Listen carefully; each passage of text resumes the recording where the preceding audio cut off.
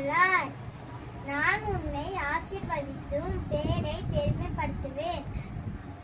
ஆதியாகமம் 12:2. ஆமென்.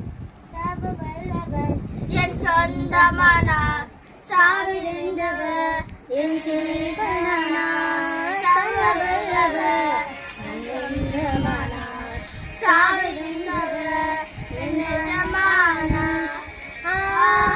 இது அதிசயம்தானே, ஓ இது உண்மைதானே. இது அதிசயம்தானே, ஓ இது உண்மைதானே.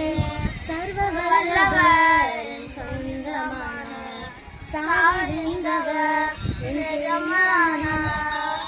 சர்வ வல்லவர் என் சொந்தமானார், சாவிருந்தவர் என் எஜமானார்.